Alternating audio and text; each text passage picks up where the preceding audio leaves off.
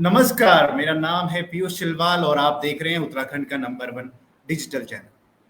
आज जिस मुद्दे पर हम बात करने जा रहे हैं वो बेहद ही खास है क्योंकि ये कई युवाओं के भविष्य के साथ जुड़ा हुआ है। UK triple SC paper leak matter. आखिर क्यों बार बार पेपर लीक हो रहे हैं? एक बार हो, दो बार हो तो चलता भी है, लेकिन हर एग्जाम के बाद ये सस्पिशन पैदा करता है, हर नतीजों के बाद ये सस्पिशन पैदा करता है कि कहीं इस पेपर में कुछ गड़बड़ घोटाला तो नहीं है, क्या नकल गिरोह सक्रिय तो नहीं हो गया, क्या पेपर लीक करने वाला गिरोह सक्रिय तो नहीं हो गया, क्या मुन्ना भाई सक्रिय तो नहीं हो गए। तो इन सारे मामलों को लेकर के आज हम बात करेंगे। हमारे साथ बीजेपी से जुड़े हैं रविंद्र जुगरान जी, जो बीजेपी का पक्ष रखेंगे। रविंद्र जी, स्वागत है आपका हमारे चैनल पर। कांग्रेस से जुड़े हैं हमारे साथ संदीप चमोली जी, जो कांग्रेस का पक्ष रखेंगे। बॉबी पवार जी हमारे साथ जुड़े हैं, जिन्होंने इस पूरे मामले को जोर शोर से उठाया।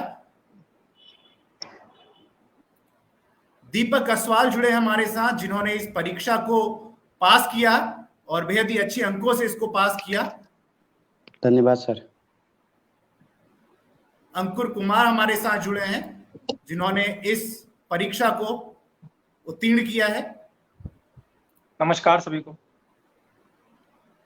तो शुरुआत करता हूं मैं डिबेट की। सबसे पहले बॉबी जी से मैं जानना चाहूंगा कि बॉबी जी, कब आपको सस्पिशन हुआ कि इस एग्जाम में कुछ गड़बड़ है, इन नतीजों में कुछ गड़बड़ है, और फिर आपने किस तरीके इस मैटर को पुरजोर तरीके से उठाया?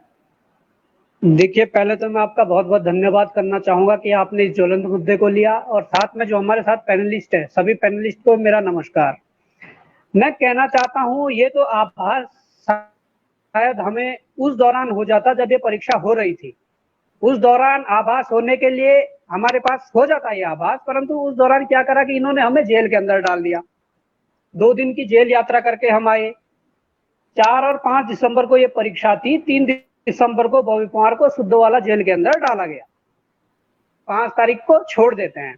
तो मैं कहना चाहता हूं, उस दौरान तो आभास हुआ नहीं, क्योंकि उस दौरान इतनी पारदर्शिता से इस नकल माफिया ने नकल करवाई या पेपर लीक करवाए कि किसी को कानो कान खबर नहीं हुई। उसके बाद जब रिजल्ट 7 अप्रैल को निकलता है, उस दौरान कुछ ऐसे नाम चयन सूची में होते हैं जिनका कि प्रतियोगी परीक्षाओं की तैयारी से दूर दूर का नाता नहीं है। कुछ ऐसे नाम आते हैं कि जिन्होंने कभी तैयारी नहीं की और वो अच्छे में सिलेक्टेड हैं। तो उस दौरान हमें इस परीक्षा का ये आभास हुआ कि जरूर कुछ ना कुछ गलतियां हैं।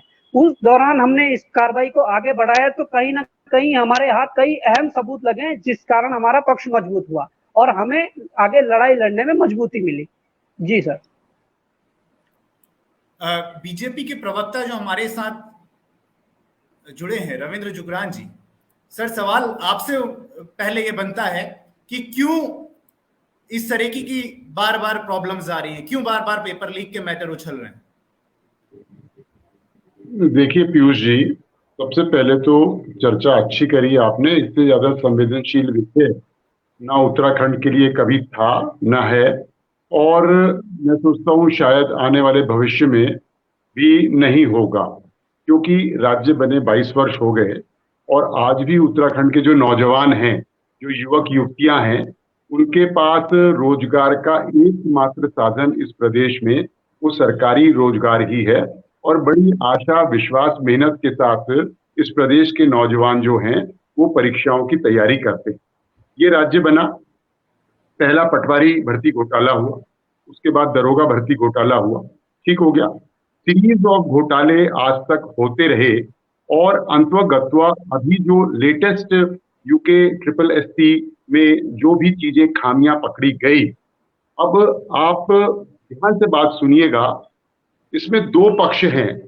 देखिए, जो विद्यार्थी या जो अभ्यर्थी बहुत मेहनत के साथ वर्षों वर्षों से परीक्षा की तैयारी करता है, उसको उत्तीर्ण करता है अपनी योग्यता और मेरिट के दम पर, उसको तो नहीं मालूम कि क्या चल रहा है। कुछ काली भेड़ें जो सिस्टम की मिलीभगत से, ऐसा नहीं हो सकता कि आउटसोर्सिंग का कर्मचारी या अधीनस्थ सेवा का केवल कर्मचारी या कोई कोचिंग सेंटर वाला, ये कहीं ना कहीं सिस्टम में संरक्षण है और रातों रात कोई भी परीक्षा में अनियमितता धांधली नहीं होती है।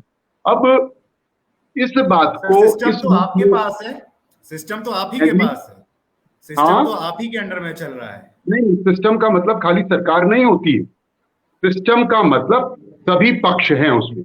और ध्यान से मेरी बात सुनिएगा और पूरी होने दीजिएगा। बहुत ही जोर दे के मैं कह रहा हूं, मैंने कल भी यह बात कही और दोहराई, आज फिर दोहरा रहा हूं कि उत्तराखंड राज्य अधीनस्थ चयन सेवा आयोग को बनाने के लिए मैंने 1 दशक तक और उत्तराखंड के नौजवानों ने लड़ाई लड़ी, यह सोचकर कि एक जो अराजपत्रित पद हैं ये राज्यवासियों से ही भरे जाएंगे और इसके लिए एक अलग आयोग होना चाहिए, पारदर्शी चयन प्रक्रिया होगी। लेकिन गाए बगाए बीच बीच में अनेकों बार ऐसी बातें सतह पर आती हैं, कभी मामले खुल जाते हैं, कभी चुपके से दब जाते हैं, कभी ये स्थितियां सामने नहीं आती। तो सबसे पहला जो काम है, आज जो परीक्षा की भर्ती परीक्षाओं की गरिमा, गोपनीयता और विश्वसनीयता पर एक प्रश्न चिन्ह लगा है। सबसे पहले मैं चाहूंगा कि राज्य अधीनस्थ चयन सेवा आयोग के चेयरमैन, सेक्रेटरी, मेंबर्स मीडिया को कॉल करें, मीडिया के सामने अपना पक्ष, अपना वक्तव्य, अपने विचार रखें कि इसके गठन से लेके अब तक कितनी मर्तबा ऐसा हुआ, इन लोगों ने इसमें सुधार के लिए क्या क्या कदम उठाए, ब्लैक शीप्स कौन है, क्या इनको किसी का समर्थन नहीं मिल रहा है या इन पे ऊपर कोई दबाव है कि जो बड़े मगरमच्छ पकड़ में नहीं आ रहे हैं। और ये रिपीटेडली अनेकों बार ऐसी धांधलियां, ऐसी अनियमितता दिखने को आती है। दूसरी बात, पब्लिक ये जो राज्य अधीनस्थ चयन सेवा आयोग है, इस पर इसकी 1 मिनट पूरा होने दीजिए, इसकी साख पर जो बट्टा लगा है और नौजवानों में जो अविश्वसनीयता उत्पन्न हुई है, इसको दूर करने के लिए इनको सबसे पहले स्वयं आगे आके यह कहना चाहिए कि सरकार हम सभी की संपत्तियों की जांच करा ले और अपना पक्ष रखते हुए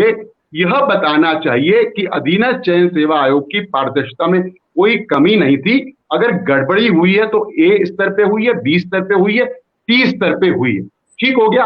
अब जो बात है, जो विद्यार्थी लगातार 5, 4, 6 वर्ष से मेहनत करके परीक्षा दे रहा है, अचानक से एक घोटाला आता है, तो हमारा कहना यह है कि आप बड़े मगरमच्छ को पकड़िए, जो लोग इन्वॉल्व हैं, जहां गड़बड़ी हुई है, जिन केंद्रों में गड़बड़ी हुई है, जहां गड़बड़ी की संभावना है, उस प्रतिशत को, अगर वो 5% है, 10% है, 15% है, उसको सील करिए, उसका रिजल्ट बंद करिए। और जो शेष अभ्यर्थी हैं, जहां यह स्टैब्लिश हो जाता है कि फेयर हुआ है, बिल्कुल फेयर है, कोई किंतु परंतु नहीं है, उनके एग्जाम्स, उनके रिजल्ट्स डिक्लेयर करिए। तो लेकिन किंतु अथवा परंतु यह उत्तराखंड के लिए अत्यंत दुर्भाग्यपूर्ण स्थिति है कि हमारे पास सरकारी नौकरी ही रोजगार का एकमात्र साधन आज भी है और उसमें ही इतनी अनियमितता हो रही है। आयोग एक इंडिपेंडेंट स्वतंत्र निकाय और स्वतंत्र संस्था है, वो सर्वाधिकार उसके पास है और वो अपने अधिकारों का प्रयोग कर सकता है।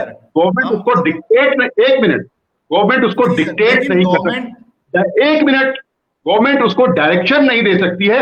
हाँ, शिकायत आने पर, जैसा कि सरकार ने किया, जांच बैठा सकती है, पुलिस पर दबाव बना सकती है और अपनी एजेंसियों को, जो विजिलेंस है, एसटीएफ है या और है, उनको कह सकती है कि दूध का दूध, पानी का पानी होना चाहिए। जी बिल्कुल सर, दूध का दूध, पानी का पानी होना चाहिए। हमारे साथ छात्र जुड़े हैं जो इस परीक्षा की बीते कई वर्षों से इस परीक्षा की तैयारी कर रहे थे और परीक्षा की तैयारी के साथ ही इन्होंने इस परीक्षा को भी निकाला है और इसके साथ कई और परीक्षाएं ये निकाल चुके हैं राज्य स्तरीय। दीपक असवाल हैं। दीपक, कैसे देखते हैं इस पूरे घटनाक्रम को और किन सिचुएशन से अभी आप गुजर रहे हैं, क्या मनोस्थिति है आपकी? नमस्कार सर, धन्यवाद आपका जो आपने हमें लाइव डिबेट में बोलने का मौका दिया। मैं सर ये कहना चाहूँगा कि एक लंबे समय से एक छात्र जो है, एक अभ्यर्थी तैयारी करता है और तैयारी करते करते ही वो तमाम प्रकार की जो मानसिक पीड़ा होती है उससे गुजरता है। और उसके बाद भी वो दिन रात एक करके, जैसे मैं खुद बताऊं, मैं रात को 2-2 3-3 बजे तक पढ़ता था और किसी से कोई फोन आदि सब कुछ त्याग किया हुआ था, किसी से कोई बात नहीं करता था, सब कुछ त्याग करके हम लोग अपना मेहनत करते थे। उसके बाद हम लोगों ने सिलेक्शन लिया है, मैंने भी सिलेक्शन लिया है मेरे जैसे, और मुझे लगता है कि जितनी मेहनत मैंने की है उतनी मेहनत अनसिलेक्टेड ने भी की होगी। लेकिन होता क्या है कि कुछ लोग जो होते हैं, कुछ लोग फिर उसके बाद जब रिजल्ट आता है, कुछ लोग ये होते हैं कि उसके बाद ये कहते हैं कि इनका सिलेक्शन हो चुका है, हम लोग जो है मिठाई भी बांट चुके हैं, लेकिन कुछ लोग कहते हैं कि भर्ती रद्द कर दो। तो उसके बाद फिर वो मानसिक पीड़ा हम लोग झेलते हैं। एक तो रात को 2-2 3-3 बजे तक मेहनत करो, पढ़ाई करो, उसके बाद सुबह उठ के कोचिंगों में हम 8-8 10-10 मतलब 8-8 10-10 घंटे कोचिंगों में पढ़ रहे हैं। उसके बाद रात्रि को 2-2 बजे तक, ना दिन का चैन, रात की नींद, सब हराम है। ये मेहनत करना इतना आसान नहीं है, ये UKSSC का टेस्ट निकालना इतना आसान नहीं है जितना आसान है ये कहना कि ये पेपर को रद्द कर दो। बहुत आसान है, आसानी से कह दिया जाता है कि पेपर को रद्द कर दो, रद्द कर दो, रद्द कर दो। तो हमारा मांग में सबसे पहले ये है कि जो लोग ये कह रहे हैं रद्द करो, मैं उन लोगों से कहता हूं, हम आपसे हाथ जोड़कर माफी भी मांग लेते हैं। भाई साहब, हमारा क्या कसूर है?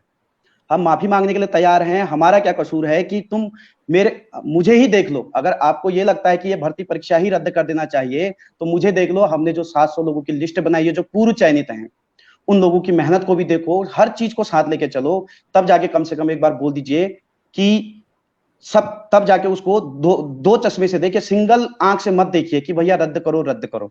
हम मानते हैं इस चीज को कि इसमें बहुत सारे लोग इस तरह से चयनित हुए इस भर्ती में, वीडियो की भर्ती में। मेरा सिलेक्शन पूर्व में भी कई परीक्षाओं में हो चुका है और सन 2018 वाला जो वीडियो था उसमें पॉइंट केवल अल्मोड़ा से 0.50 से रहा था।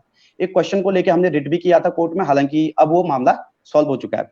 फिर दोबारा निकाला, हिम्मत नहीं आ रहा सर, दोबारा ये भर्ती निकाली, वीडियो वाली दोबारा निकाली, और इसके बाद ये हो जाता है। मैंने इससे पहले फॉरेस्ट गार्ड में चयन लिया, उससे पहले परिचालक वाले में भी चयन लिया था, और हाईकोर्ट वाले में भी मेरा चयन हुआ था। उसमें भी मैंने जो है टाइपिंग नहीं थी, छोड़ दिया, टाइपिंग दी ही नहीं।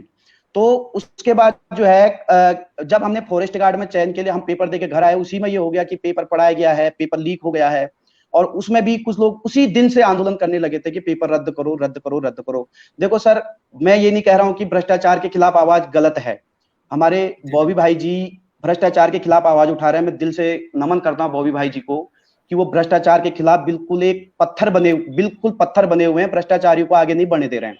मैं नमन करता हूं बॉबी भाई जी को कि वो इस प्रकार की कार्रवाई के लिए बिल्कुल तैयार रहते हैं। अपना जितना मेहनत हम पढ़ाई में करते हैं वो भ्रष्टाचारियों को पकड़ने के लिए करते हैं। लेकिन मैं आपके पास दोबारा से आऊंगा। हम संदीप चमोली जी से जानते हैं। संदीप जी, ये किसकी गलती है आखिर?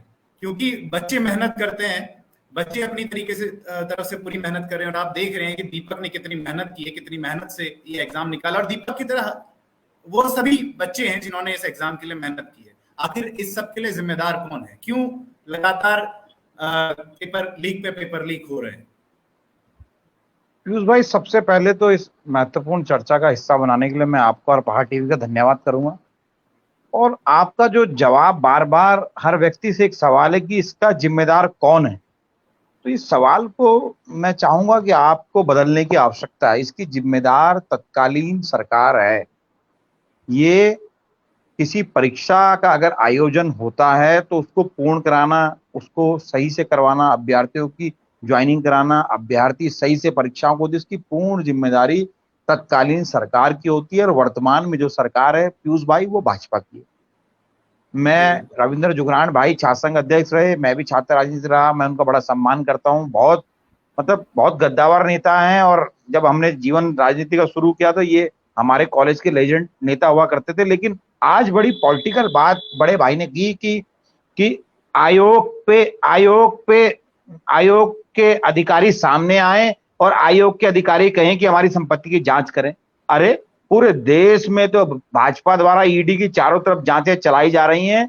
अरे, तत्कालीन जो सचिव हैं आयोग के, इनको हटाने में ये मुख्यमंत्री जी से ऊपर है, ये जनता द्वारा चुने हुए नेताओं से ऊपर है, ये देश के संविधान से ऊपर है। अरे, तत्कालीन अध्यक्ष जो संतोष बडोनी है, अब तक तो सरकार को उनको अब उनके पद से हटा देना चाहिए था। आप छोटी छोटी मछलियां बात पकड़ने की करते हैं। अरे चलो हम मानते कि उनपे कोई आरोप सिद्ध नहीं हुआ, लेकिन परीक्षा की सही जिम्मेदारी, पूर्ण रूप से जिम्मेदारी कराने की जिम्मेदारी तो संतोष बडोनी जी की थी। उनको क्यों नहीं हटाया गया? उनको किसका संरक्षण प्राप्त है बताइए ना।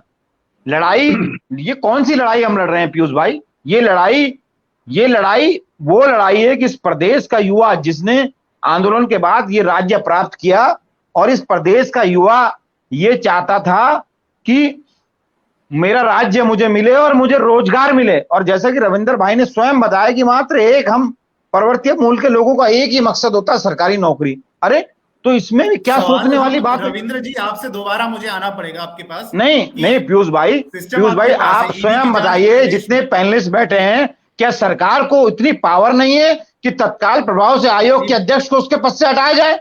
अरे भर्ती में धांधली हुई है तो क्या वो अपने पद पे बने रहे? फॉरेस्ट गार्ड की भर्ती हुई, इससे पहले बीडीओ की भर्ती हुई, और ये भर्ती तो सबके सामने आ गई। अरे पूरे भारतवर्ष में हमारी तूतू हो रही है। इंडियन एक्सप्रेस छाप रहा है, टाइम्स ऑफ इंडिया छाप रहा है। क्या छाप रहा है? कि उत्तराखंड में जो अधीनस्थ चयन आयोग है, जो एकमात्र आयोग है जो निचले स्तर की भर्तियां, ग्रेजुएशन लेवल की भर्तियां कराता है, उस भर्तियों में क्या हो रहा है? उस भर्तियों में धांधली हो रही है। तो क्या सरकार का माननीय मुख्यमंत्री जी ने अच्छा स्टैंड लिया? जब स्टैंड लिया है तो उस स्टैंड को अच्छे से लीजिए ना। हटाइए आयोग के अध्यक्ष को। देना पड़ेगा। क्या आयोग के अध्यक्ष सरकार से ऊपर है? क्या आयोग के अध्यक्ष सरकार से ऊपर है? जी आयोग के अध्यक्ष सरकार से ऊपर है? जी संदीप जी, मैं यही रविंद्र जी से यही सवाल है कि आयोग सरकार से ऊपर तो नहीं हो सकता। आपको जब ईडी पूरे देश में जांच के लिए बैठ सकती है, सबके ऊपर जांच ईडी कर रही है, तो क्या आयोग के अधिकारियों की जांच नहीं हो सकती? देखिए पीयूष जी, हर चीज चरणबद्ध तरीके से होती है। मैं सीधे ये कह दूं रविंद्र जुगरान कि आयोग का चेयरमैन पूर्ण भ्रष्ट है, सेक्रेटरी भ्रष्ट है, इनको हटा दो, ठीक हो गया। ये उचित नहीं होगा। अवसर देना पड़ेगा आपको। एक मिनट मेरी बात को पूरी होने दीजिए। हमने उनको अवसर दिया है कि आप आगे आइए स्वयं, क्योंकि उत्तरदायित्व तो आयोग का है। आयोग एक इंडिपेंडेंट संस्था है, संवैधानिक संस्था है। गवर्नमेंट उसको डिक्टेट नहीं कर सकती है। गवर्नमेंट उसकी कार्यप्रणाली पे प्रश्न चिन्ह लगा के जांच बैठा सकती है, लेकिन उसको डायरेक्शन नहीं दे सकती है, क्योंकि वो एक संवैधानिक स्टैट्यूटरी बॉडी है और इंडिपेंडेंट संस्था है। अभी हमने केवल इतना कहा है कि स्वयं आयोग को, चेयरमैन, सेक्रेटरी, मेंबर्स को आगे आके मीडिया के माध्यम से अपना पूरा पक्ष रखना चाहिए। अपने को साफ दिखाने का, ट्रांसपेरेंट दिखाने का अवसर हम दे रहे हैं। आप बताइए कि गलती किसकी है? हम तो ये मानते हैं कि उत्तरदायित्व तो पूरा आयोग का है, वो पूरी तरह से जिम्मेवार है। अगर मान लीजिए करप्शन उन्होंने नहीं किया, लेकिन लापरवाही तो है, उसकी जिम्मेवारी कौन ओढ़ेगा? आयोग ओढ़ेगा। आवश्यकता पड़ेगी। हम कैसे कह सकते हैं पीयूष जी? अगर कोई बात हो जाए और आपके चैनल पे कोई गड़बड़ी हो जाए तो हम सीधे कह देंगे कि पीयूष छिलवाल जो है रिस्पॉन्सिबल है, पीयूष छिलवाल को हटा दो? नहीं, मौका देना है, अवसर देना है। आप किसी को टर्मिनेशन, सस्पेंशन विदाउट ग्राउंड्स नहीं कर सकते।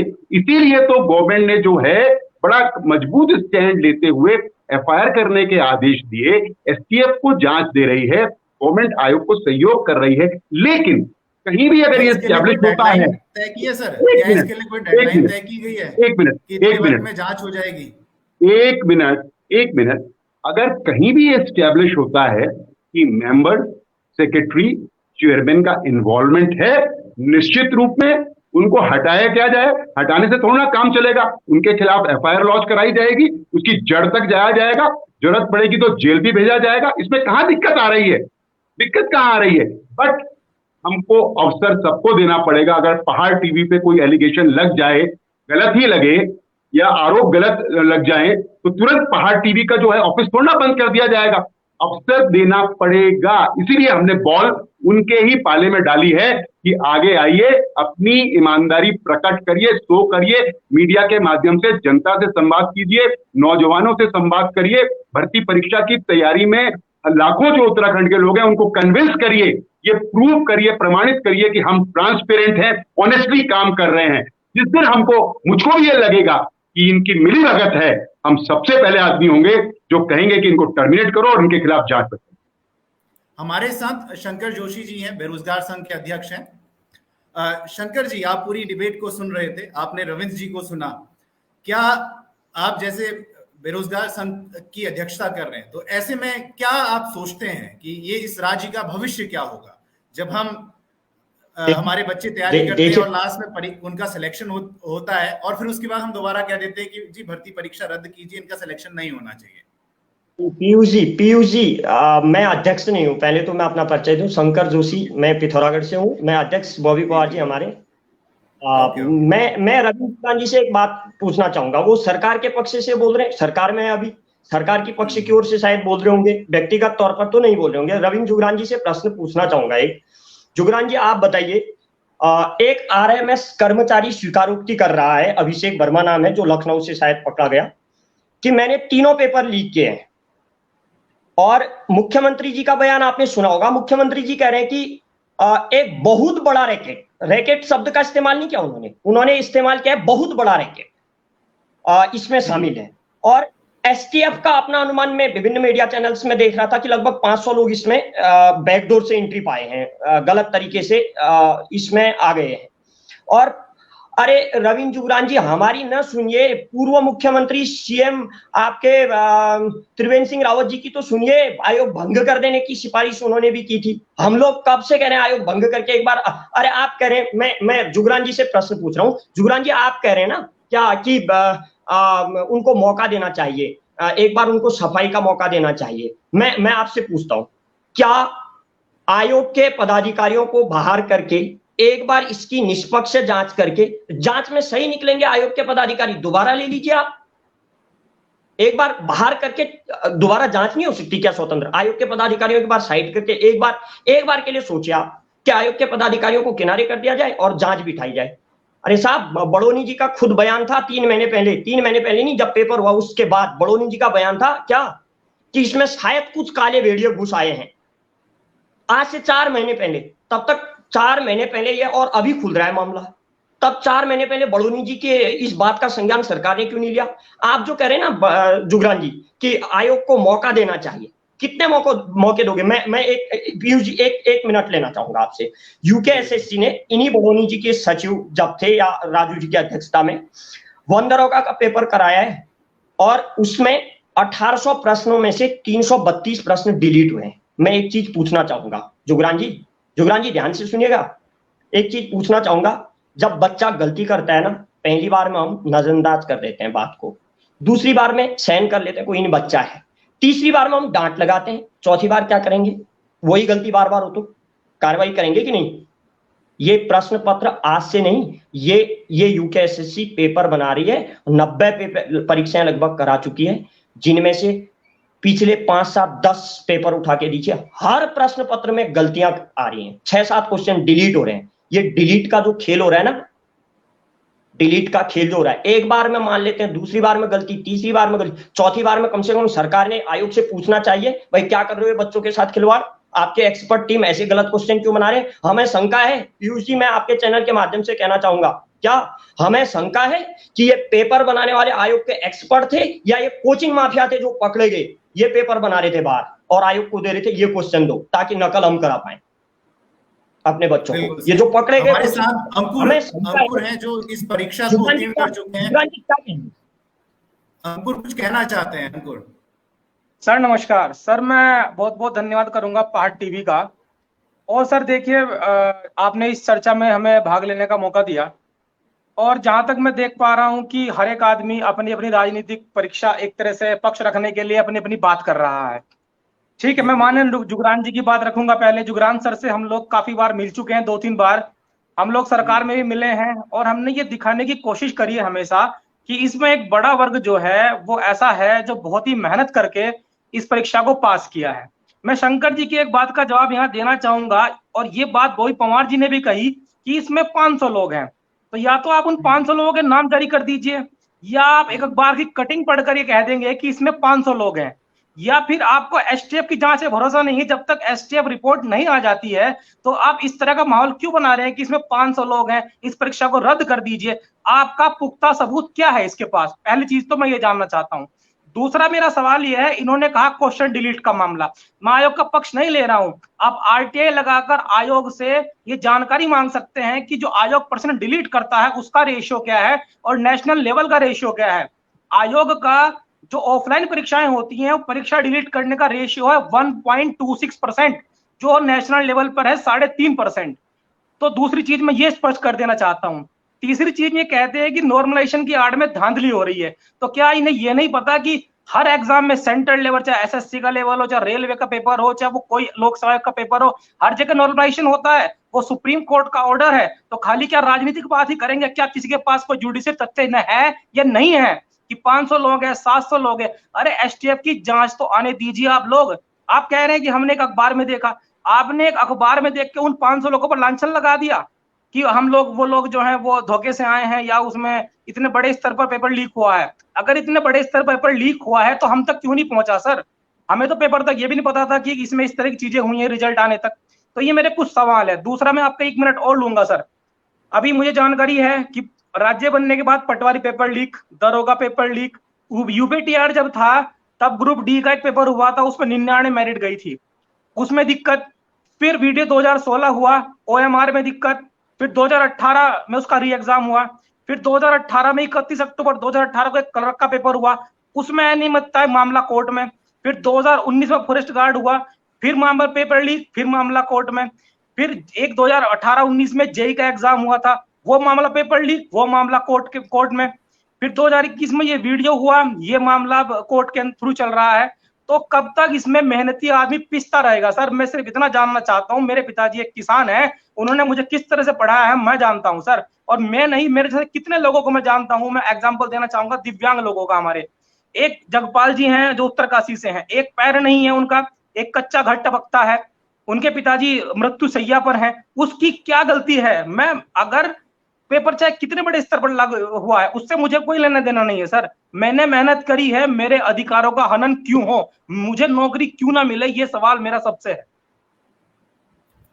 शिव प्रसाद सेमवाल जी हमारे साथ हैं यूकेरी से।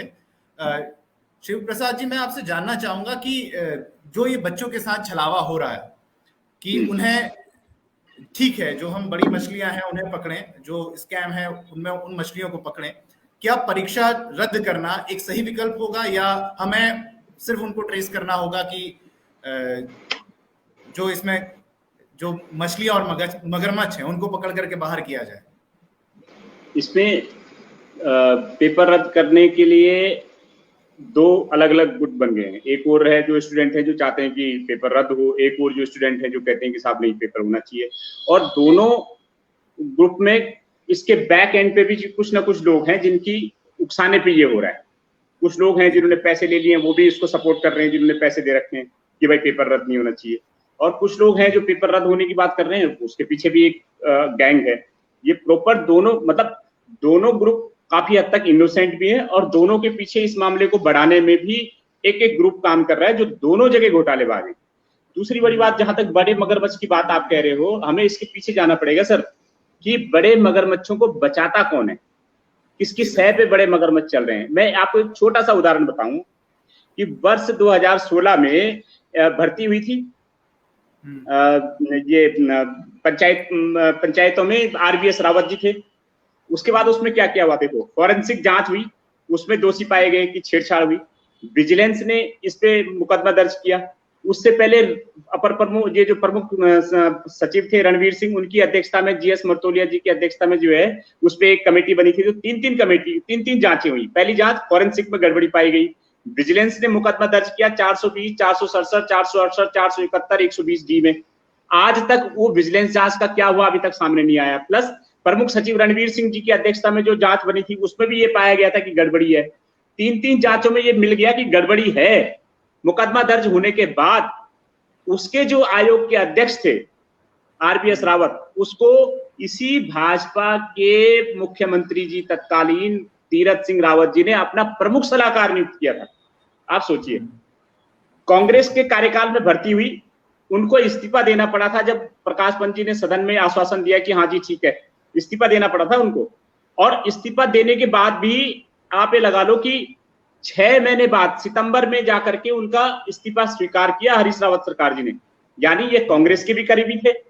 और जब भाजपा में आए तो भाजपा में शामिल हो गए और तीरथ सिंह रावत जी ने उनको अपना प्रमुख सचिव भी बना दिया, प्रमुख सलाहकार बना दिया, इसके बावजूद कि पता था कि विजिलेंस की जांच है। तो बचा कौन रहा है सर?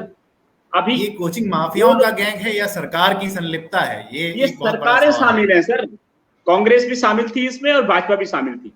कांग्रेस के टाइम पे ये घोटाला हुआ पिछला और भाजपा ने उनको अपना प्रमुख सलाहकार बना दिया। किस हालत में बनाया? बॉबी से मैं सवाल पूछना चाहूंगा। बॉबी जी, इसमें आपका क्या स्टैंड है? क्या भर्ती परीक्षा रद्द होनी एक बेटर ऑप्शन होगा या फिर हम बच्चों के साथ जाएं इसमें, कि जो बच्चे चाहते हैं कि उनका चयन हुआ है सही तरीके से, उनको मौका मिलना चाहिए? देखिए, मैं कहना चाहूंगा कि भर्ती रद्द ना और होना और ना होना, आप पहले छटनी कर लीजिए। हम मानते हैं यदि कोई ऐसा यंत्र बना है कि छटनी आसानी से हो जाएगी।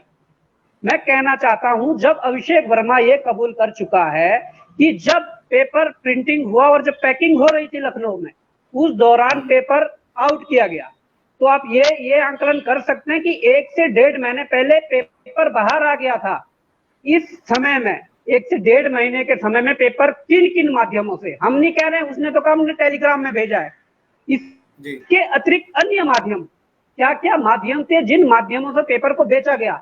आज अगर भर्ती में आवाजें उठ रही है और इनके टॉपर का हाल देख रहे हैं आप, जो लोग ये कह रहे हैं कि हमें इससे कोई मतलब नहीं है धांधली हुई है नहीं हुई है, इनका जो टॉपर है जिससे पूछा गया कि जिस आयोग का तुम टॉपर हो उस आयोग का नाम बता दीजिए, उस आयोग की जो फुल फॉर्म है बता दीजिए, वो तो वहीं पर खड़ा गए। लास्ट तक 3 बार 4 बार उन्होंने बोलने की कोशिश की परंतु वो नाम नहीं बता पाई। तो क्या जो 92.5 नंबर आ रहा है उसको कम से कम रात को पेपर मिला होगा ना? मैं कहना चाहता हूं कि जो ये लीक का प्रकरण होता है, यहाँ पर 2 मामले हैं। ये बात फॉरेस्ट गार्ड की कर रहे हैं। फॉरेस्ट गार्ड में हुआ क्या था, मामला तो था लीक का, उसमें हरिद्वार पुलिस ने अपने उस पे डाला था कि आधे घंटे पूर्व या 2 घंटे पूर्व डाला था, परंतु इन्होंने नकल का मामला बना के ठीक है वो कर दिया है। परंतु कब तक ऐसा होता रहेगा कि हर बार इन दलालों का, जो दलाल पैसे दे के लगते हैं, जिन दलालों का पैसा डूबता है, इन दलालों को पैसे डुबाने की कब तक कोशिश की जाएगी? दीपक इस मसले पर कुछ कहना चाह रहे हैं। दीपक इस मसले पर कुछ कहना चाह रहे हैं। दीपक जी, मैं तो ये कहना चाहूंगा कि बेरोजगार संघ के अध्यक्ष जी से और जुगरान जी से, सर से, सभी से ये कहना चाहूंगा कि हम लोग की मेहनत का ध्यान रखा जाए। ये पेपर रद्द करो ना कहें ये लोग। अगर ये रद्द करो कहते हैं तो हमें ठेस पहुंचती है। और ये रद्द करो किस बेस पे कह रहा है अभी तक? ठीक है, जब तक एसआईटी की रिपोर्ट नहीं आई तब तक क्यों कह रहे हैं? जब ये फॉरेस्ट गार्ड की भर्ती हुई थी तब भी ये रद्द करो कह रहे थे, कोर्ट में गए, वहां से चप्पल पड़े इनको, वहां से बाहर होके आ गए ये। कोर्ट ने कहा भैया ऐसा क्यों कर रहे हो तुम, और इनको ज्वाइनिंग मिलना चाहिए, ज्वाइनिंग मिला है। आज वीडियो में भी वही चीज हो रही है, यहाँ भी ये रद्द करो कह रहे हैं, लेकिन कोई बात संवैधानिक तौर पे नहीं कह रहे ना। ये एसआईटी का वेट करने के लिए तैयार है, एसआईटी रिपोर्ट का कुछ भी करने के लिए तैयार नहीं। इनको रहनी चाहिए, रहनी नहीं, रहना चाहिए इनको लोगों का। और ये कह रहे हैं कि पेपर, फॉरेस्ट गार्ड का पेपर जो है वो लीक नहीं हुआ था। फॉरेस्ट गार्ड का पेपर जो है यही लोग व्हाट्सएप पे दिखा रहे थे पेपर लीक हो गया रद्द करो, और आज यही लोग कह रहे हैं कि पेपर लीक नहीं था, कोई और मामला हो गया था वो। तो उस समय क्यों कह रहे थे ये कि भैया, और कोर्ट में जाके इन्होंने क्या साबित किया? जब ये कह रहे हैं कि आज हम सत्य हैं, तो सत्य हम भी तो हैं भाई, जो हमने सिलेक्शन लिया है। हम झूठे हैं क्या? हम भी तो सत्य हैं, हमने भी तो अपने मेहनत से सिलेक्शन लिया है। तुम ही सत्य हो क्या जो रोड पे उतर रहे हो? भाई दीपक असवाल जी, बात सुन लीजिए, एक बार बात सुन लीजिए। आप लोगों को झूठा साबित कौन कर रहा है, आप ये बताइए। अरे तो आप ही तो कह रहे हो रद्द करो, आप रद्द करो क्यों कह रहे हो? आप भर्ती को रद्द करो, मीडिया में आके भर्ती को रद्द करो कह रहे हो। बेरोजगार संघ के अध्यक्ष है ना, हम बेरोजगार नहीं है आपकी नजरों में? हम तो आपकी नजरों में बेरोजगार हैं। हमने सिलेक्शन ले लिया, हमने गलती कर ली। जांच को आगे बढ़ाया जाए, आपने कभी बिल्कुल बढ़ाओ। हमने एस राजू जी से, सर से भी कहा था जांच, हमने एस राजू सर जी से भी कहा था जांच को आगे बढ़ाओ। आपके रविंद्र जी, सरकार से ये सवाल यहाँ पर जरूरी हो जाता है। गणेश जोशी के हमने एस राजू सर से भी कहा, एस राजू जी ने लाइव में आके कहा था कि मेहनती छात्र कह रहे हैं कि जांच होनी चाहिए, और जिस दिन जांच हो रही थी मैं खुद डॉक्यूमेंट वेरिफिकेशन में गया था, हमने आयोग को कुछ नहीं कहा था कि हम जांच मत करो। ये पारदर्शिता के साथ हुई है। बडोनी साहब ये भी कह रहे थे पारदर्शिता के साथ हुई है। वो तो तुम भी कह रहे थे जिस दिन एग्जाम हुआ था पारदर्शिता के साथ हुई है, वो तो आप लोग भी कह रहे थे जिस दिन एग्जाम हुआ था पारदर्शिता के साथ हुई है। बडोनी जी का धन्यवाद। मैं भाई कुमार जी को किसने बोला? आप ही लोग बोलने वाले थे। मैं चयनित छात्रों से पूछना हम लोग चाहूंगा क्या बोलने उस वाले नहीं थे। बॉबी कुमार उस दौरान जेल में था, जिस दौरान ये बोलने का बॉबी मौका था। जी नहीं, शंकर नहीं, सर, आपको मैं आपको एक बार बता देना चाहता हूँ। एक मिनट में लेना सर, मैं- चाहूंगा। एक भाई मिनट बॉबी लेना पवार चाहूंगा, जी, एक मैं मिनट आपसे लेना केवल चाहूंगा। इतना कहना चाहता हूँ, आप जिन- ये एग्जाम जिन मत लोगों बोलिए, को आप अपनी जांच कराइए, मेहनत हम दिखती है ना, समर्थन दे रहे हैं ठीक है। आपको। अरे जांच कीजिए, हम सुन समर्थन लीजिए, दे रहे हैं आप आपको, लोगों को- लेकिन आप लाइव आके लोगों कभी को री एग्जाम मेहनत नहीं बोल दिखती सकते है। हैं। अरे जब तक एसआईटी की अरे रिपोर्ट नहीं आई, सुनिए हमें भाई सबकी साहब, मेहनत सुन दिख तो रही लो। है, हमें आपकी अरे भी भाई मेहनत दिख साहब, रही है। अरे सुन भी लो एक बार, सुन भी लो। 1 मिनट लूंगा, सुन लो पहले। आप लोगों को अपनी जी, बहुत- मेहनत की है और दिखनी भी चाहिए, अच्छी बात है। आपने मेहनत की है, बिल्कुल। दिखनी चाहिए। परंतु क्या आपने अपने लिए मेहनत की, ठीक है, आप सिलेक्शन पाला, वो अच्छी बात है। क्या आपको ये मेहनत भी दिखती है कि हम 5 सालों से इस लड़ाई को लड़ रहे हैं, आज जाके ये मामला खुल पाया है? क्या ये प्रदेश हित का मामला नहीं है? क्या ये प्रदेश के भविष्य का मामला नहीं है? हर बार ऐसी दवा करोगे इस चीज को? हर बार नेताओं का संरक्षण मिलेगा? हर बार इन काले भेड़िए जो आयोग में बैठे हुए, इनको बचाते रहोगे? होने देंगे ऐसा? ये अब खुल के सामने सब कुछ आ तो चुका है। प्रदेश के भविष्य को बचाने के लिए नेताओं को जेल करने के लिए भर्ती रद्द करना ही सॉल्यूशन है आपके पास। बॉबी पवार जी, मैं आपसे केवल एक क्वेश्चन पूछ रहा हूँ, केवल रद्द करना ही सॉल्यूशन है आपके पास? हर भर्ती को आप रद्द करने के लिए, वन दरोगा को रद्द करने के लिए गए थे कोर्ट में, क्या हुआ? वहां से चप्पल पड़े। हर भर्ती को रद्द करना ही सॉल्यूशन है आपके पास? रद्द करो, ये सॉल्यूशन क्यों होता है आपके पास? आप बेरोजगार संघ के अध्यक्ष हैं, आप बेरोजगारी की बात नहीं कर रहे, आप 2 साल लोगों को उठा के उनकी बात करते हो। हम लोग आप अरे सिस्टम बिल्कुल रविंद्र जी, ये एक सवाल यहाँ पर इंपॉर्टेंट उठता है। आखिर क्यों आप बार बार इस बार भी फिर री एग्जाम की बात हो रही है? क्या सरकार का क्या स्टैंड है इसमें? री एग्जाम होगा या जो बच्चों ने मेहनत की है, जो सही तरीके से मेहनत करके आगे गए हैं, उनका चयन होगा? देखिए, बहुत स्पष्ट रूप से सुन लीजिए, पक्ष विपक्ष की बात नहीं है। बात हमारे यहाँ हिंदुस्तान में सदियों से ये कहा जाता है और वर्ल्ड ओवर ये कहा जाता है, 100 निर्दोष छूट जाएं, 100 दोषी छूट जाएं, पर एक निर्दोष पकड़ा नहीं जाना चाहिए। मैं कहता हूं भ्रष्टाचार उजागर होना चाहिए 100%।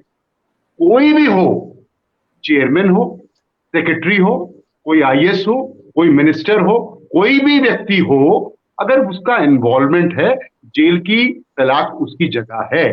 लेकिन दूसरी ओर जिन लोगों ने, जिन अभ्यर्थियों ने दिन रात एक करके इस परीक्षा को उत्तीर्ण किया है मेरिट पे, उनके साथ भी अन्याय नहीं होना चाहिए। न्याय का तराजू क्या कहता है? न्याय का तराजू यह कहता है, दंड दोषी को दंड और मेहनती को पारितोषिक, उसको इनाम।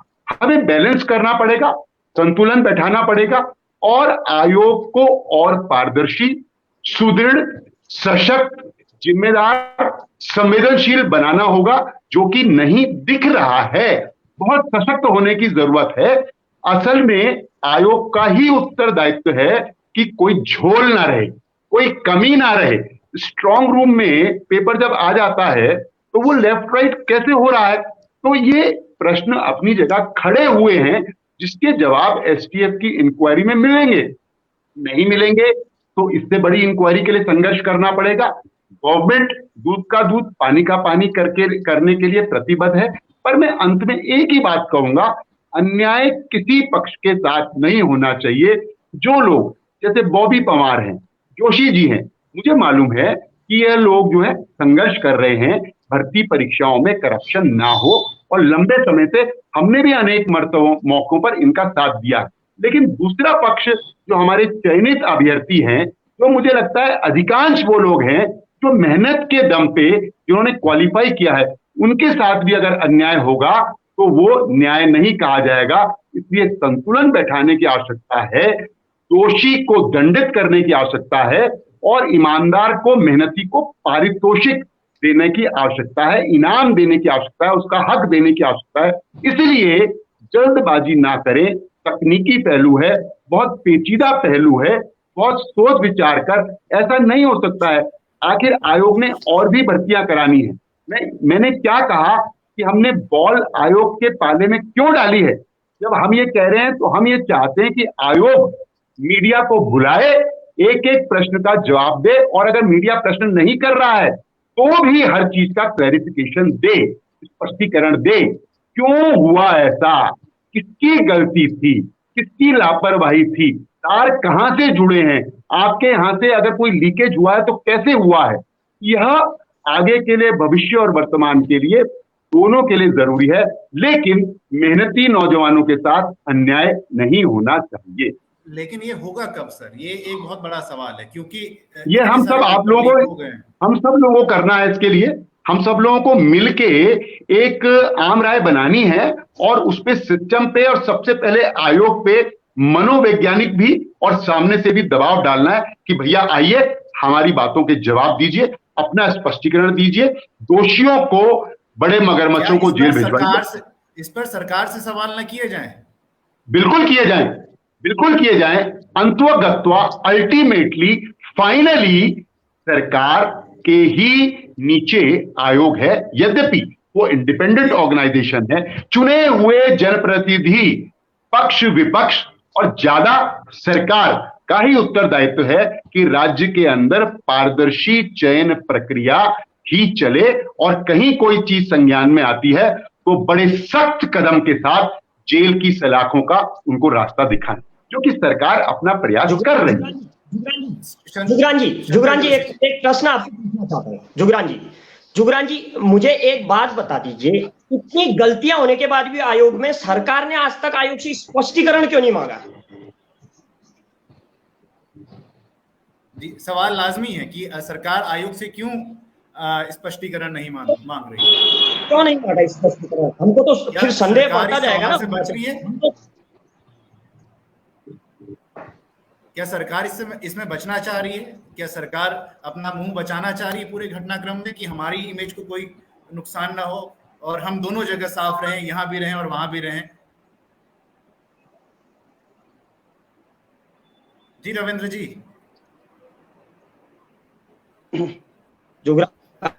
रविंद्र जी शायद डिस्कनेक्ट हो गए हमसे। तो हेलो जी रविंद्र जी, सवाल आपसे ये है कि सरकार आखिर क्यों स्पष्टीकरण नहीं मांग रही है? आपको कैसे लग रहा है कि सरकार स्पष्टीकरण नहीं मांग रही है? कैसे ये प्रश्न कर रहे हैं? एसटीएफ को आरोप है? नहीं, देखिए, ये गलत बात है, ये बात ठीक नहीं है। अगर आपको ये लगता है तो कल ही मैं माननीय मुख्यमंत्री जी से देहरादून में मुलाकात करके आपकी बात को आगे बढ़ाऊंगा। यद्यपि सरकार अपने एंड पे सारे जो भी संभव और जरूरी काम है वो कर रही है। अगर आप चाहते हैं कि आयोग से स्पष्टीकरण मांगा जाए, जैसा कि सब लोगों की राय है, तो निश्चित रूप में मांगेगी सरकार, जवाब तलब भी करेगी और जो भी करना चाहिए वो सब कुछ करेगी। क्या इस बार बड़ी मछलियां पकड़ी जाएंगी? ये तो आपको और हमको मिलके प्रयास करने हैं। सरकार, आप हम सब मिलके करेंगे पीयूष भाई। तो मैं समझ नहीं पा रहा हूँ कि सरकार का क्या दायित्व है, क्या दायित्व सरकार? आप रविंदर भाई, आप बताइए, क्या अभी तक आयोग के सचिव को, चले आप उन्हें हटाते ना, कम से कम कुछ समय के लिए उनके टर्मिनेट करते? क्या वो इस जो भर्ती की जांच चल रही इसको प्रभावित नहीं कर सकते थे? क्या वो जो राजू साहब है उस भर्ती को प्रभावित नहीं कर सकते थे? उन्हें हटाते। कितना संरक्षण प्राप्त है एक आयोग के अध्यक्ष को, क्या वो प्रदेश के मुख्यमंत्री से ऊपर हो गए? उन्हें उनके पद से वर्तमान समय में कुछ समय के लिए हटाया जाता। अरे दूसरी बात पीयूष भाई, मैं कहना चाहता हूं, जिन भी अभ्यर्थियों ने मेहनत की है, संघर्ष किया है, भागदौड़ की है, पहाड़ में संघर्ष करके आदमी नौकरी लगता है, उन अभ्यर्थियों के साथ न्याय होनी चाहिए। ये कांग्रेस भी चाहती है, जो आदमी मेहनत चयन करके मेहनत पाया। लेकिन सबसे बड़ा विषय यह जो बॉबी भाई बता रहे हैं कि आप ये तय कैसे करेंगे कि कौन सा व्यक्ति सही है, कौन सा व्यक्ति गलत है? क्योंकि आयोग के पास तो कोई पैमाना नहीं है। सभी हम सबको संयम रखने की आवश्यकता है। सबसे बड़ी दुख की बात तो यह है कि वो लोग जो पेपर लीक करके नौकरी लगे वो पकड़े भी नहीं गए, और हम सब आपस में हम लोग लड़ रहे हैं। ये दीपक भाई जितनी मेहनत के बाद नौकरी लगा, इसे लग रहा है कि बॉबी भाई, संदीप भाई, शंकर भाई इसका विरोध कर रहे हैं। ये हमारे लिए बड़ी दुर्भाग्य की बात, हमारे प्रदेश के लिए, रविंदर भाई एक मजबूत स्टेप लेके सरकार को मजबूती से, पीयूष भाई मजबूती से आयोग के अध्यक्ष को हटाना चाहिए, तब हम सरकार की मंशा समझेंगे कि सरकार बेरोजगारों के साथ है, सरकार न्याय के साथ है। लेकिन बॉबी भाई हैरान हूं मैं हैरान हूं, क्योंकि ये मामला सदन में उठा था, हमारे भुवन कापड़ी जो हमारे उपनेता सदन थे उन्होंने मामला उठाया था, उस मामले में स्पष्ट था, तब भी आयोग के अध्यक्ष बॉबी पवार को तो धमका सकते हैं, जो युवाओं की आवाज उठा रहा है, लेकिन आयोग के अध्यक्ष को हटाने की पावर मुख्यमंत्री पे नहीं है। कितना सक्षम प्रभाव था इस व्यक्ति को, अरे हटाइए तत्काल प्रभाव से। रविंदर भाई ने जितनी बातें की वो ऐसा लग रहा था कि भाजपा के प्रवक्ता कम एक समाज सेवी है। अरे स्पष्ट बार बार कह रहे थे कि हम सबको ये काम करना है, हम सबको ये काम करना है। अरे मुख्यमंत्री जी एक आदेश करिए तत्काल प्रभाव से, जो आयोग के अध्यक्ष उनको हटाइए, फिलहाल आयोग किसी बॉडी से चलाइए, डीएम के अधीन दीजिए। लेकिन ये उन अपराधियों को पीयूष भाई बचाना चाहते हैं, उनको समय देना चाहते हैं उन अपराधियों को कि आप अपना बचाव करिए, अपनी लीपापोती करिए। वो अपने लोगों को बचाना चाहते हैं। सरकार इस पूरे मुद्दे में संलिप्त है और तत्काल प्रभाव से जो आयोग के अध्यक्ष हैं उनको हटाना चाहिए, उनकी पूरी संपत्तियों की जांच करानी चाहिए और जितनी भी भर्तियां उनके कार्यकाल में उन सबकी जांच होनी चाहिए। लेकिन इसके साथ साथ जो हमारे अभ्यर्थी जो मेहनत, अपनी लगन और सच्चाई ईमानदारी से नौकरी लगे हैं, सरकार को कोई मजबूत पैमाना बनाकर उनको भी निराश ना हो और वो एक दूसरे के विरोधी ना बने, उनको रोजगार जरूर मिलना चाहिए। जो लोग इस परीक्षा में मेहनत से, जिन्होंने मेहनत करके इस परीक्षा को पास किया, उनको रोजगार लगना बड़ा आवश्यक है।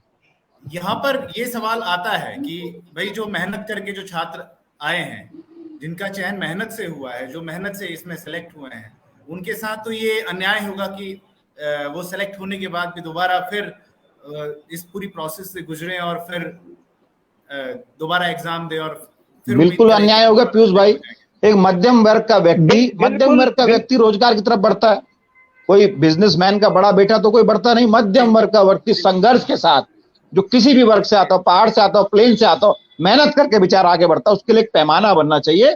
उस व्यक्ति को उसका हक मिलना बड़ा आवश्यक है, वरना हम सबके लिए दुर्भाग्य की बात होगी। क्योंकि दुख इस बात का, जिन्होंने पेपर लीक किया, जो पेपर लीक करके नौकरी लगे और जो बेचारे संघर्ष करके आगे बढ़े, कई की तो आयु चले गई होगी, कई की उम्र जारी होगी, कई की आखिरी परीक्षा होगी, कई ने बहुत मेहनत के बाद ये परीक्षा पास की होगी। उन लोगों के लिए सरकार को कोई पैमाना बनाना पड़ेगा, उनको रोजगार देना अति आवश्यक है। जी बिल्कुल बिल्कुल, मैं आपकी बातों से पूरी तरह सहमत हूँ। बॉबी जी, सवाल वही कि ये उनके साथ अन्याय होगा, उन बच्चों के साथ अन्याय होगा। और ये अन्याय तब आज से नहीं, ये अन्याय तब से शुरू हो गया था जब इस प्रकार की गतिविधियां होनी शुरू हो गई थी। ये बात पीछे लंबे समय से उठाकर देख लीजिए आप, ये अन्याय तब से शुरू हो गया था। और ये अन्याय की मैं यदि बात करूं तो ये अन्याय उनके लिए नहीं है जो थर्ड शिफ्ट का सबसे टफ पेपर था। सबने, दीपक असवाल जी बैठे हैं, दीपक असवाल जी से पूछ लीजिए, थर्ड शिफ्ट का सबसे टफ पेपर था, परंतु थर्ड शिफ्ट का पर्चा सबसे ज्यादा लीक हुआ और उसमें टॉपर 92 नंबर लेके आता है। नॉर्मलाइजेशन में जिस शिफ्ट के नंबर बढ़ने चाहिए थे उन शिफ्ट के घटा दिए। क्या ये उन लोगों के लिए अन्याय नहीं है जो उस चक्कर में बाहर हो गए हैं? और नॉर्मलाइजेशन जिस तरीके से किया गया है या प्रश्नों को डिलीट करके जिस प्रकार से बोनस अंक देकर फायदा पहुंचाया गया, क्या ये उन लोगों के साथ अन्याय नहीं है? देखिए, संयम बरतने की जरूरत है दीपक भाई। और मैं ये कहना चाहता हूं कि जब तक ये पुष्टि नहीं हुई कि पेपर लीक हुआ था, उससे पहले का आप मेरा एक भी स्टेटमेंट बता दीजिए कि रद्द करो, हमने नहीं कहा। पर जब उन्होंने कबूल किया कि जब पेपर पैक हो रहे थे, जब सील लग रही थी, उस दौरान हमने तीनों शिफ्टों के पेपर लीक कर दिए थे, तो मेरे हिसाब से, देखिए आप अपने मत हो सकते हैं, इसमें सबके अपने मत हो सकते हैं, पर मेरे मत के हिसाब से हम ये कह सकते हैं कि भाई साहब ये निष्कर्ष लास्ट में री एग्जाम पे ही जाना है, तो क्यों बच्चों का समय खराब किया जा रहा है? आप इस पर तुरंत निर्णय लीजिए और आप देख लीजिए, जितने जल्दी आप निर्णय ले सके, जो भी निर्णय लेना आप लीजिए, जांच चलती रहेगी। और जांच में इस बार बड़ी बड़ी मछलियां भी पकड़नी है।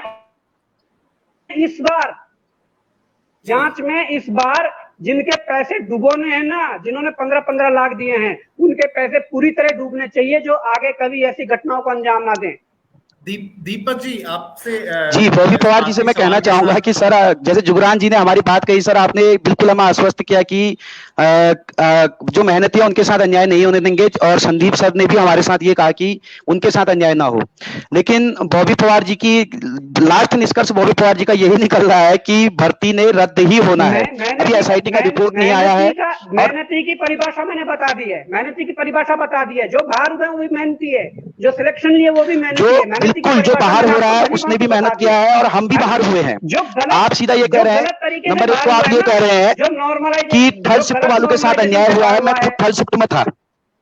आप ये कह रहे हैं कि थर्ड शिफ्ट वालों के साथ अन्याय हुआ है, मैं खुद थर्ड शिफ्ट में था। ये वास्तव में अन्याय हुआ है, लेकिन उसका सॉल्यूशन पवार जी, उसका सॉल्यूशन केवल रद्द नहीं है, उसका सॉल्यूशन और भी हो सकता है। कई चीजें हो सकती हैं। केवल आपको रद्द एक सॉल्यूशन दिख रहा है तो कहीं ना कहीं आपकी छोटी मानसिकता है। मैं इस चीज को मानता हूं, क्योंकि आप बेरोजगार भ्रष्टाचार के लिए लड़ रहे हैं। मैं आपका समर्थन करता हूं, भ्रष्टाचार के लिए लड़ रहे हैं, लेकिन आप अपने भ्रष्टाचार से लड़ने के लिए कुछ मेहनतियों की मेहनत को दबा रहे हैं, वो सही नहीं है। आप डायरेक्ट लाइव पे आके बोलते हैं रद्द करो रद्द करो, जब तक एसटीएफ की रिपोर्ट नहीं आई। रिपोर्ट आने के बाद जब आपको लगता था कि अभी वो भी अखबार में, जिस अखबार वाले ने आपके खिलाफ छापा था कि बॉबी पवार ने गलत स्क्रीनशॉट दिया, उस अखबार में आप ये उसकी बातों पर आप इन लिए विश्वास कर देते हैं क्योंकि वो आपके पक्ष में लिख देता है। आप इन चीजों को मानिए ना। जब तक एसटीएफ का रिपोर्ट नहीं आया आप कैसे कह देते? आप हमारे भी तो अध्यक्ष हैं, क्या आप हमारे अध्यक्ष नहीं है? नेशनल टीवी पे चला कि तीनों पालियों की परीक्षाएं, जो परीक्षा से पहले तीनों पालियों के पेपर लीक किए गए, नेशनल टीवी पे चला है। तो एसटीएफ की रिपोर्ट नहीं आई ना। हमारा अध्यक्ष, जिस अध्यक्ष पे हमें गर्व था आज से पहले, वो आज हमारी परीक्षा को रद्द करो कह रहा है क्योंकि हम चयनित हो गए। लीजिए एसटीएफ की रिपोर्ट का इंतजार कर लीजिए। जो ये जांच समितियां होती है, इनका कोई समय सीमा तय नहीं होती है। ये 1 साल 1.5 साल लगेंगे समय उसको जांच करने में। बीच में लाइव आके आप कह रहे थे 30 दिन में हो जाती जांच, कोर्ट क्यों गई? पीयूष एक बात कहना, कौन गए? कोर्ट हम गए थे, आप तो कह रहे थे 30 दिन में जांच हो जाती। आज कह रहे हो आप समय सीमा नहीं है। शंकर जोशी जी आपका लास्ट स्टेटमेंट के साथ हम इसको कंक्लूड करते हैं। मैं दीपक जी हम आपकी भावनाओं को समझ सकते हैं, लेकिन मैं एक बात ये कहना चाहूंगा, क्या जरूरत थी 3 पालियों में पेपर कराकर नॉर्मलाइजेशन करने की? एक पाली में क्यों नहीं कराया आयोग ने? जो गलती हुई है अब नहीं सुधारी जा सकती क्या वो गलतियां? एक पाली में पेपर क्यों नहीं कराया जा सकता? अब एक पाली में पेपर करा के दिखाए एक बार आयोग, दूध का दूध पानी का पानी हो जाएगा। किसी को नॉर्मलाइजेशन की भी दिक्कत नहीं। 3 पालियों में पेपर कराना ही संदेहास्पद है। इसके लिए मेहनती छात्र थोड़ी जिम्मेदार हैं। इसके लिए तो आयोग की गर्दन पकड़नी चाहिए। आयोग दोबारा पेपर कर रहे हैं, आयोग सरकार की ड्यूटी बनती है ना इसमें, तो सरकार आदेश दे।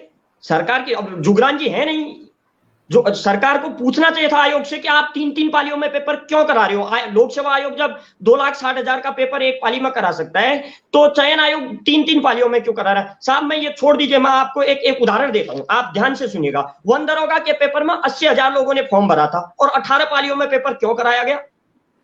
और वन दरोगा पेपर में भी धांधली हुई थी, एक ही परिवार के 5-5, 6-6 लोग निकले थे। ये कब तक सहन करेंगे? एक बार दीपक जी एक सेकंड के लिए मेरी बात सुनिएगा।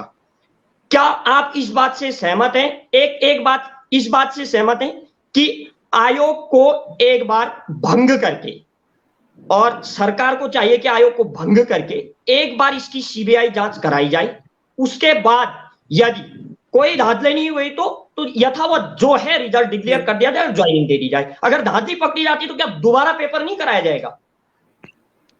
जी शंकर जोशी जी, मैं आपसे ये कह रहा हूं कि आयोग को भंग कर देना सॉल्यूशन है। आयोग पहले भी तो आपके रावत जी रिजाइन दे चुके हैं, उसके बाद भी इस प्रकार की घटनाएं हुई हैं। क्या आपका हर कार्य फेयर होता है, कहीं गलतियां नहीं होती है? मैं तो सरकार से भी प्रश्न करूंगा, आज तक जितने भी अधिकारी इस दद में आ रहे थे, आज तक किसी अधिकारी पर कार्रवाई नहीं हुई है। हम सरकार से अधिकारी पे जब उसका दोष सिद्ध नहीं हुआ तो कैसे कार्रवाई हो जाएगी? संविधान भी पढ़ लो आप, बिना दोष सिद्ध की कार्रवाई करवा दोगे? देखिए दोष सिद्ध पे भरोसा नहीं है आपको। जांच सौंपी जाए, दोष सिद्ध तो तब होना जब सीबीआई को जांच सौंपी जाए, दोष सिद्ध तो तब होना जब ठोस जांच हो। आप बॉबी पवार की परसों रोज कह रहे थे पूर्व पेपरों में जिनके ऊपर दोष सिद्ध हुआ था, जिनको जेल में डाला गया, वो दोबारा ज्वाइनिंग ले चुके हैं। बताइए क्या सवाल कई हैं और जवाब नहीं है। बच्चों का भविष्य क्या होगा? जिन्होंने मेहनत की है उनके साथ क्या होगा? जिन्होंने नकल की है उनके साथ क्या होगा? कई सारे सवाल हैं। क्या जिन्होंने बच्चों ने मेहनत की है, मेहनत से पास हुए हैं, उन बच्चों का सिलेक्शन होना चाहिए, या सबको की पूरी परीक्षा रद्द करके दोबारा री एग्जाम हो और फिर दोबारा सबको मौका दिया जाए, ये एक विकल्प हो सकता है। लेकिन इस विकल्प में हमें लगता है कि कहीं ना कहीं उन बच्चों के साथ ये गलत होगा जिन्होंने पूरी मेहनत के साथ ये पेपर दिया है। तो क्या इसमें फैसला हो सकता है, क्या एक बेहतर विकल्प हो सकता है कि इन बच्चों की जिन्होंने मेहनत की है उनको छांट करके अलग किया जाए? किस तरीके से किया जाएगा उसके लिए कोई पैरामीटर्स नहीं है। क्या इसके लिए किसी तरीके के पैरामीटर्स तैयार किए जाएंगे? तमाम सारी बातें हैं जो इस डिस्कशन में निकल करके बाहर आई हैं, और किस तरीके से बच्चों को जिन्होंने मेहनत की है उनके साथ भी न्याय हो, और जो बच्चे नकलचियों की वजह से इसमें सिलेक्शन होने से वंचित रह गए हैं उनके साथ किस तरीके से न्याय हो। दोनों ही पक्षों का ध्यान रखते हुए किसी न किसी नतीजे पर आया जा सकता है। तो इसी के साथ मैं आप सभी से विदा चाहूंगा आज के कार्यक्रम के लिए। हमारे साथ बने रहने के लिए बहुत बहुत धन्यवाद, और सभी मेहमानों का मैं धन्यवाद करना चाहूंगा कि वे हमारे साथ आए और इस चर्चा में हमारे साथ शामिल हुए। धन्यवाद।